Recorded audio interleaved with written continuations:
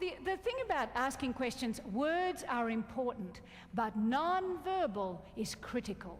Non-verbal communication, you guys know this better than anybody, is 80 to 93% of everything we communicate. But most people say, I know about body language. I know this means that people are closed off to you. Yes, I know, and this is worse.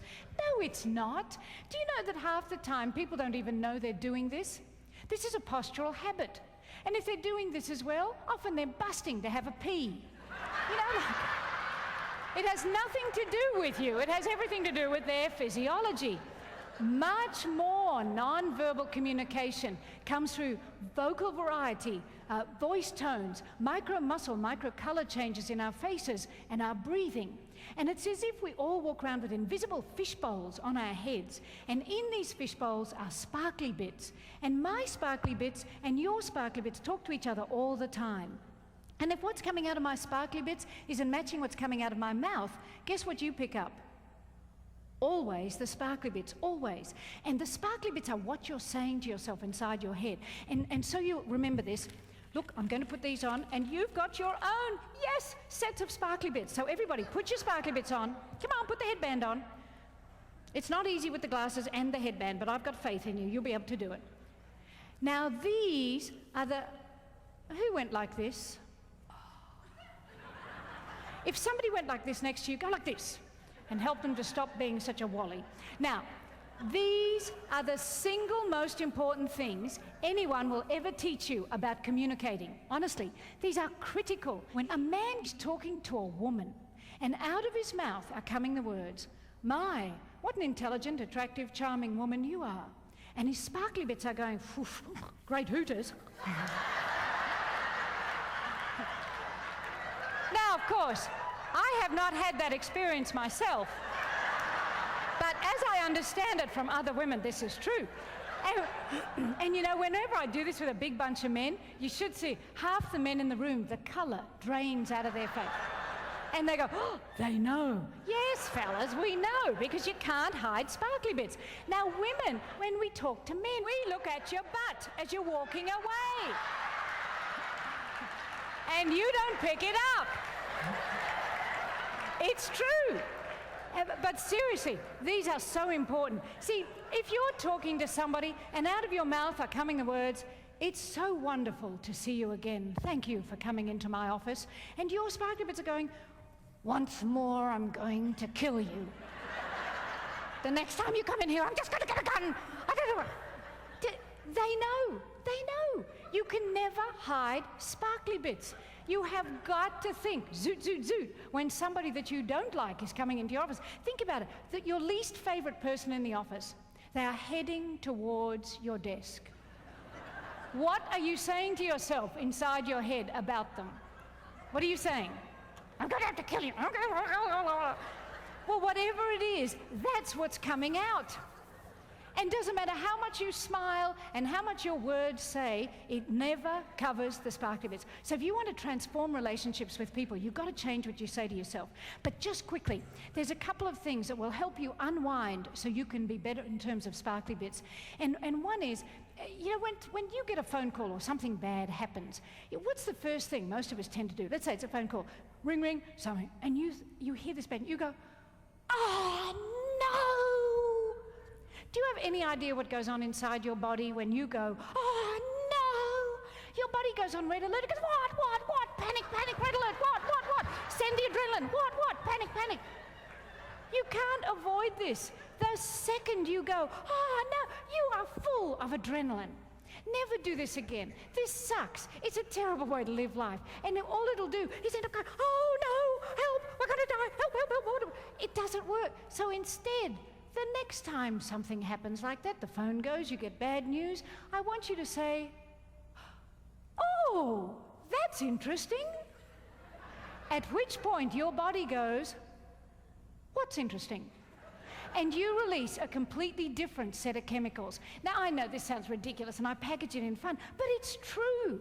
So I want us to practice it, okay? On the count of 3, we're all going to go, "Oh, that's interesting." But you can't just go, "Oh, that's interesting." You have to do the head moving and the stuff like that, because otherwise the physiology doesn't change, okay? So on the count of 3, 1, 2, 3. "Oh, that's interesting." Oh, excellent, excellent. Now, a few of you didn't move your heads quite enough, so we're going to do it again. Ready? Oh, that's interesting. Excellent, excellent. Look at the person next to you and go, excellent. Good job, guys, good job. And then, of course, there's one other that's critical. Do you ever have people that come into your office and they dump stuff on you? Well, do you realize, I haven't got much time to explain it, but we have this kind of force field around us, and when somebody comes in, and it's generated by the power of the heart, by the electricity generated in the body, this is true, and when someone comes into your office or wherever you are, and they go, blah, and out comes all this stuff they're complaining about, it sticks to your force field, so that when you walk away, you're going, ugh, ugh, ugh. And you feel really heavy, and your feet stick on the floor. So this is a very, very sophisticated technique with a very sophisticated name. It's called flick the stuff. And here's the sophistication of the technique. So we're going to stand up in a minute, and we're going to wipe half the force field on one breath in. So it's, and then we're going to turn and flick the stuff. You cannot go, because it lands right there, you're going to step in it. You have to, so you have to, the breath out and flick your hands out. And then we're going to take a second breath. We're going to cover the rest of the force field. And now it's really important, don't flick your stuff on someone else, because they just flick their stuff and you flick your stuff on them. So it's a bit tricky, but you have to find a little spot somewhere where you can flick without flicking on someone else, okay? So everybody stand up, quick, quick, quick, we haven't got much time. Hands up. Big breath in as you wipe half the force field. And, oh, dang, I didn't hide. Okay, second breath. And, oh, excellent, excellent. I just had to shoot. Okay, now you can sit down. Good job, guys, good job. Now we flick the stuff. And then there's one other thing in terms of sparkly bits. There's a guy called Gary Smalley. Have you ever heard of Gary Smalley? Yeah, excellent. He speaks on relationships, a wonderful guy who speaks on relationships. And I was listening to some tapes of his one day, and he was talking about honoring other people. And you know, as soon as he said the word honoring, the image that came to my mind was my little nephew, Thomas, when he was about 3 years old. And this boy is, you know, my children, my nieces and nephews are just like my children. And this little boy was a little blonde bullet. He was gorgeous, and we adored each other. And I used to come in my sister's driveway, and I would go, yoo-hoo! And this little blonde bullet would come out of the kitchen and go, ah! And start running towards me. Have you ever had a child do that to you? If you haven't, rent one. Oh. It is the best feeling in the world. Your heart explodes with joy when this happens.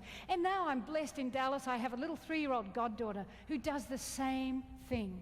And she hears my voice because I walk in the door, yoo-hoo! And she goes, Mama! And she comes running towards, I'm a suck, I'm on the floor, whatever she wants me to do, I'll do forever. You know, when we honor, and think about it in relationships, in the early days of relationships, we meet each other. And of course, we're going, oh, it's you, oh, it's you. And we don't do it out loud because you'd go, well, what a moron. But at a sparkly bit level, we're going, oh, it's you. And think about it, Friday night, you know, all day Thursday, you've been thinking about this, all day Friday, yes, excellent, excellent, we're going to meet together, oh yeah, we're going to see each other tonight. You open the door on Friday night, you both go, oh, it's you. And you go, yes, it's me, yes, excellent, here I am, and everything's great. And then you've been together for a while, you're getting a bit more used to each other, a bit familiar, and you still do it, but you sort of go, oh, it's you. And eventually you get to the point where it's, oh, it's you. See, same words, different sparkly bits. So I want us to practice this because it's so important that you do it consciously, okay? So on the count of 3, you're going to look at me and go, oh, it's you. Now make sure that your hands land like they're in cotton wool and you go sort of, oh, it's you. Because lots of people go, oh, it's you.